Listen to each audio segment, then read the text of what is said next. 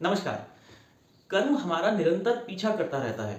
जिस प्रकार काल हमारा निरंतर पीछा करता रहता है। समय कभी भी स्थिर नहीं होता, समय हमेशा आगे बढ़ता रहता है और हमें हमेशा अपने कर्म, अपनी भावनाएं बहुत सोच समझ के आगे रखनी चाहिए, अपना कर्म बहुत सोच समझ के करना चाहिए।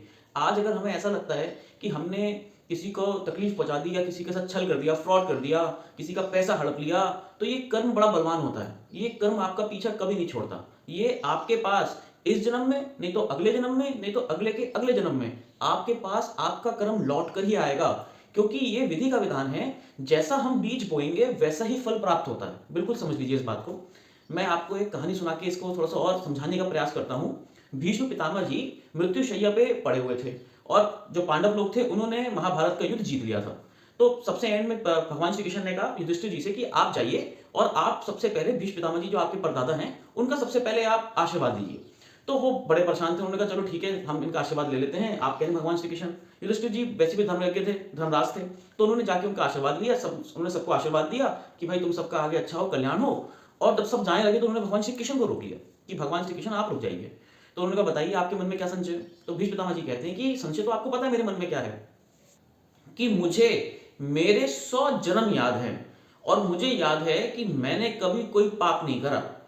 फिर भी आज मेरी मृत्यु इस तरीके से हो रही है और मैं इस तरीके से 58 बाणों की शैयों पे लेटा हुआ हूं। आखिर मेरे से ऐसा कौन सा कर्म हुआ। आप तो स्वयं भगवान विष्णु हैं और मैं आपका भक्त हूं।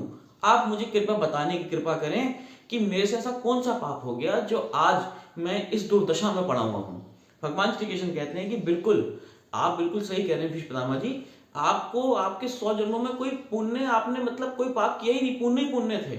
और आपको हराना इतना मुश्किल था कि जिसको मतलब मैं आपको समझा नहीं सकता, कि आपको हराना बिल्कुल असंभव था। आपको कोई नहीं मार सकता था। ऊपर से आपको इच्छा मृत्यु प्राप्त थी, तो आपको कोई मार ही कैसे सकता था। आप तो अविजय ही थे। लेकिन मैं आपको आपके 100 जन्म से पीछे 101 जन्म में लेके जाता हूं। और तब लेकर गए, उनको दिव्य दृष्टि प्रदान करी और उनको दिखाया कि देखो आपसे क्या पाप हुआ है। उनसे क्या हुआ था, वो किसी गांव से जा रहे थे और किसी गांव से जा रहे थे, अंधेरा हो चुका था। तो रास्ते में एक कीकड़ नाम का एक छोटा सा एक जानवर होता है, छोटा सा इंसेक्ट होता है, वो दबा हुआ था। मतलब किसी किसी जानवर ने उसको कुचल दिया था।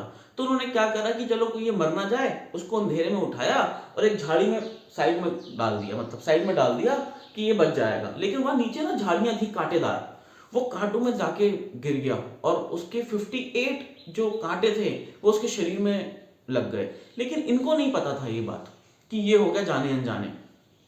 फिर क्या होता है कि वो जब उसकी मौत होती है तो वो बदुआ दे देता है उस टाइम पे कि हे मनुष्य, तेरी मृत्यु भी ऐसी ही हो।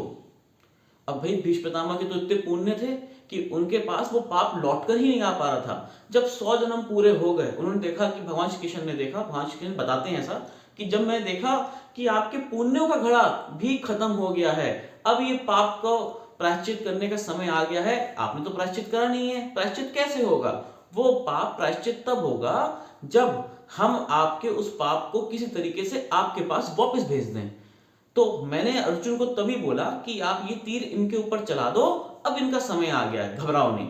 तो इस तरीके से आपको हमने मतलब परास्त किया। तो दोस्तों मैं आपको समझाना चाह रहा था कि ये कर्म बड़ा बलवान होता है। आज हो सकता है कि आपको कोई दुख हो जीवन में, लेकिन जरूरी नहीं है कि वो दुख जो है वो आज की वजह से है। हो सकता है कि आपने बहुत अच्छे कर्म करे हों, हो सकता है कि आप इस जन्म में किसी का दिल भी ना दुखा रहे हों। लेकिन मैं आपसे कहूंगा कि उसको छोड़िए नहीं।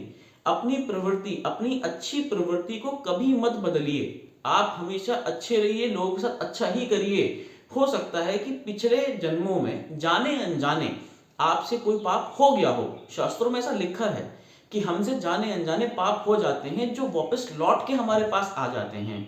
तो कोई बात नहीं, आ गए तो आ गए, तो क्या हो गया। हम उनको मतलब बहुत दृढ़ता से हम उनका सामना करेंगे और उम्मीद करेंगे कि बस अब ये खत्म हो जाए।